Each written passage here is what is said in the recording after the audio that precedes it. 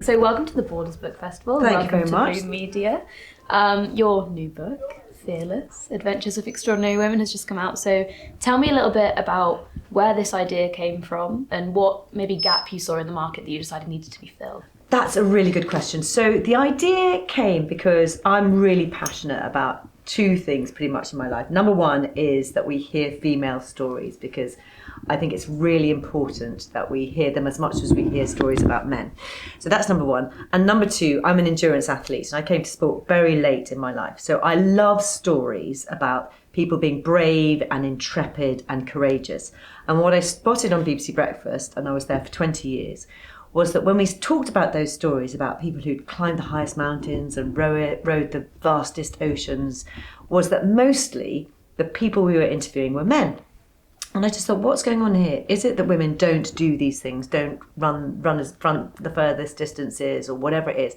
Or is it that we don't hear their stories? And I think my book is the answer to that question. There are lots of incredible women all around the world breaking boundaries in sport and adventure and endurance, and we just don't hear their stories. So I thought, right, I can do one of two things. I can sit here and try and get their stories on breakfast, or I can do what I really love, which is go meet them and go do what they love with them. So each chapter is dedicated to a different woman and a different adventure. Because I just thought you could do this on Zoom, but for me, it's much more interesting to be free diving under ice or all the different things that I did.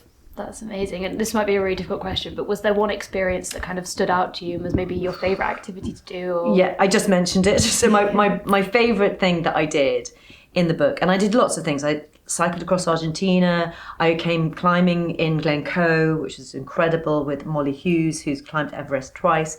But my favourite thing of all, which I think people reading the book find the most challenging, or at least one of the most challenging, was free diving under ice in the dark, because there's so many things that are wrong about that. Number one, going under the ice. Number two, it's dark. And number three, free diving means that you are diving just on your own breath and on your own entirely. There's nobody under the ice with you. So I just found that hugely terrifying but exhilarating, and that's my absolute favourite piece in the book. Did you find it hard to find the courage to do that, or did you feel like you just were so excited? Courage, gosh. I was incredibly nervous, and the people I was with had also done it, were very nervous. But I think I sort of have these moments, and I've had that in my career as well, where you've just got to decide to do it and take the leap and jump off the ferry or whatever it is. And once I've made that decision, everything is okay. But I'm not saying that's an easy switch to, it's not something I can just switch on. I have to kind of go steel myself and go, right, this is it. I am going to do whatever it is. That's amazing. And what was the most challenging part of the book? Was it going and doing the adventures, or was it sort of later in the writing stage? And I love writing, so that's and I'm not saying that's not challenging, because writer's block is a big thing, and it's real. I think there was one particular thing that I found really challenging, and that was wild caving. So that's going underground. I mean, I'm really claustrophobic, so to go into a very small space for 4 hours where it's completely and utterly dark and there is no escape route, there's no mobile phone signal, you're surrounded by tight rocks and there's water, and everything was wrong for me there. And every single second of those 4 hours, I wanted to get out. So that was really challenging. I can imagine. I'm claustrophobic as well. Oh, that okay. Sounds like I'm bad in a lift. Yeah. I'm bad in a lift. So to be in a small space obviously with other people as well, all bad for me. But well done for conquering your Thank fear. you. I'm never going back. Let's be really clear. I'm not going back. And what do you hope that people sort of take away from this book? What do you hope that people get from it? I hope so. There's 18 different women in the story in the book, and what I want people to do, and what's been amazing about going to festivals like this, is talking to other people who've read it. Lots of people have already read it. Is I want people to think that they can do these things, that they can go and push themselves and be challenged and take on adventures. And some of the barriers that we put up are put up by ourselves. So there's a woman, for example, in the book called Zia Lima, and she wants to be the first black Muslim woman to play rugby for England. And there's so much, as soon as you say rugby, there's so many things that are working against her. And the fact that she probably will do that is just absolutely inspiring, I think. So I want people to hopefully be inspired, feel like they've been on adventures and that they want to go on their own adventures. Amazing. And do you think you would do a part 2? I'm sure that you've had more stories you could tell. Yeah, that's so every time I talk to somebody about it, they say, "Oh, why haven't you got this person in it?" Because the truth to the first question you asked me was, where did this come from? There are so many women who could be in the book. Oh gosh, I mean, I loved it, but I did it in a period of like 13 months, but I just don't think I've got the energy to go and do 17 adventures all over again. And I hope what the book's doing is what I set out to do, which is it's like dropping a pebble into a pond and it's got ripples, and I hope that the ripples go on and I don't necessarily have to dive into the pond again. Yeah. Is that a really bad metaphor? No, that makes sense. It makes sense. And so you've had a really successful career, and we've been thinking a bit in the last couple of days about women in media and how there's sort of difficulties and challenges that they can face. Yeah. What was your experience of that in your career, and do you feel like you sort of saw a change from when you started to where you are now? That's a really interesting question. So when I was your age, how old are you? I'm 23. Okay, so when I was your age, I did a dissertation, or just a bit younger than you, about the portrayal of women in the media. And that was a very long time ago, I'm a lot older than you. And things have changed enormously. I think there are still battles to be had. And not least, for example, that we tell stories equally and we celebrate female and men and women's stories in the same way.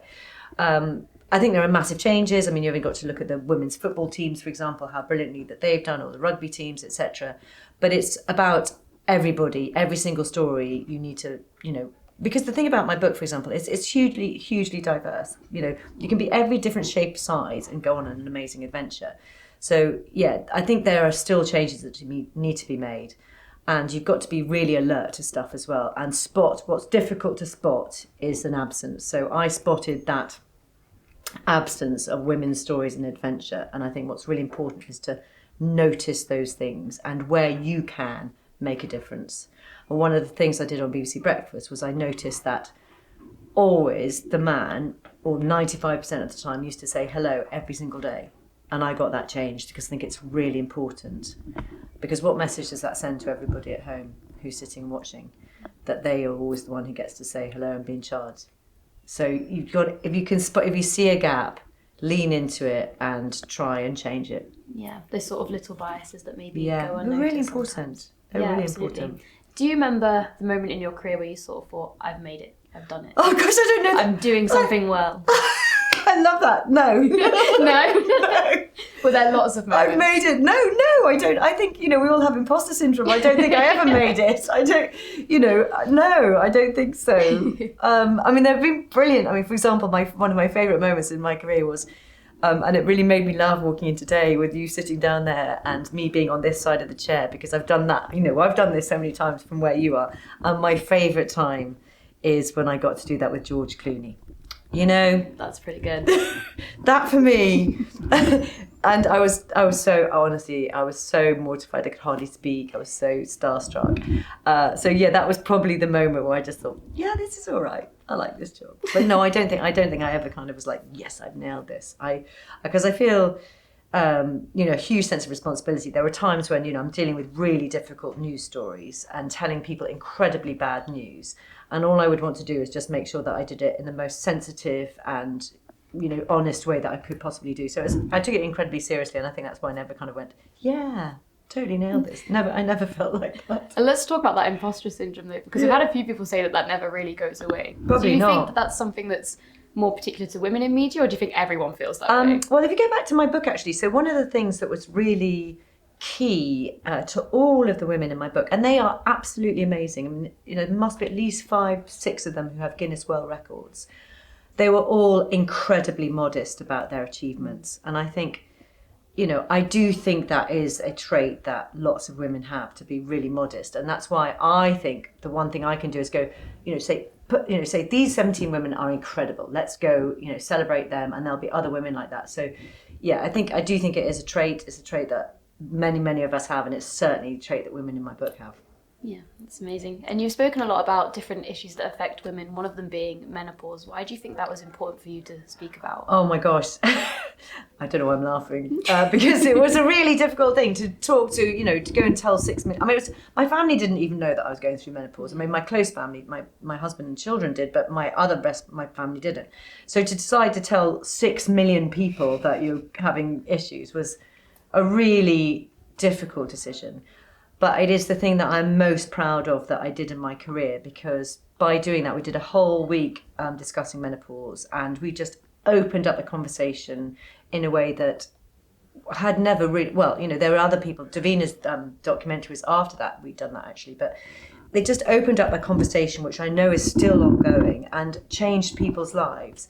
You know, there are so many women who that week suddenly realised what was going on was actually a hormonal issue rather than, you know, they thought, you know, some of them thought they had dementia or, you know, change. And not just women, you know, lots of men got in touch with me as well to say, thank you so much for explaining what's going on. And for me, it meant that people got information, got access to help, and actually changed their lives. So that is the thing I'm most proud of that I did on BBC Breakfast. That's lovely. And do you think that it is becoming a bit less of a taboo now? Oh my gosh, definitely. I mean, definitely.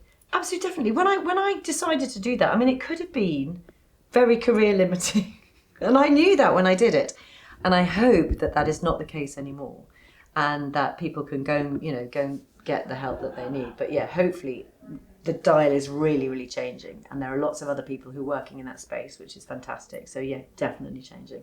Amazing. And you spoke a little bit earlier about how you trained to be an athlete a bit later in life. Tell me about that, because when I was reading about that, I was like, what? That's insane. You're like a triathlete. That's crazy. Tell me about that process. So I gave up sport when I was 15 because, to my shame, I was a really good swimmer and I had really muscly shoulders, and I thought they made me look too masculine. Horrific. I can't believe I did that. And people, but you know, the figures are really stark. There are young girls who are still doing that now, which is desperate. And sad, because, you know, sport for me is really, you know, a backbone to my both physical and mental health. And I started again age 45, which is a long wait.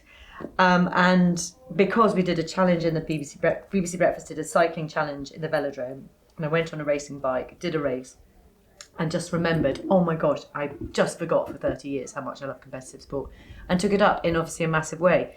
And then, yeah, took up. The book is full of things that if you told me 10 years ago that I was going to cycle across the country, I would have told you that was definitely not possible.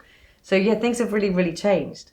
And I've got so much out of it. I've had so many brilliant adventures and made so many friends. So it's been lucky. Yeah, that must have been an amazing experience as well. What would your advice be to young people who are wanting to go into sort of creative careers, media careers, people like me? Yeah. So what would my advice be? I think you've got so many opportunities, and that makes things hard as well. But what I would say to you is, you know, if you want to be a writer, be writing. You've got to go do it. You've got to lean into it. I mean, I'm a writer now, and I've been writing for about sort of 10 years or so. You've just, you know, you should be blogging, whatever social media you use, you need to be out there and you need to be concentrating on it, actually. I mean, you know, social media is an amazing way to get your voice out there. So lean in, say yes to opportunities, even when you're scared, and probably most when you're scared. Yeah, that's great.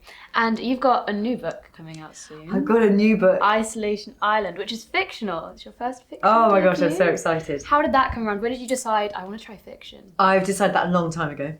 Mm-hmm. But a bit to your point, so I decided, I mean, really, really many years ago. So my main character in my book, which is called Isolation Island, is a journalist, and she has actually been with me, and it sounds, when I used to interview authors, I couldn't believe when they said this. She's actually been living with me for about 12 years. And I eventually just knew where I wanted to put her when I went on I'm a Celebrity, and there was a violent storm. It was in the castle in Wales, and we got evacuated from the I'm a Celebrity in this violent storm, and I just thought that is the perfect setting for a thriller. It's a reality TV show that goes wrong, and it's set actually on the northwest coast of Scotland on an island. It's a made-up island. Might be similar to Iona, which I had a great fun spending about a week travelling on the west coast actually, and visiting lots of fantastic islands, including Iona. And they live in a derelict monastery, and I have absolutely loved writing it. It's super exciting. I hope people enjoy it. It's twisty, it's fun, it's not really, really gruesome. But it's a reality TV show that turns murderous. I was going to ask if it was inspired by I'm a Celeb, because when I read the synopsis, I thought, this is making me think of I'm a Celebrity. I've been on other reality shows as well, but it's definitely they say write what you know, and I've got inside I love reality TV, and I've been inside reality TV shows, and I just wanted to talk. Wanted to write a thriller from that point of view. So That's hopefully, amazing. you think it's fun. Thanks so much for speaking with us today, and I hope you Pleasure. enjoy your event and the rest of the festival. And you did great questions, and you were very well researched. So well done. Thank you very much.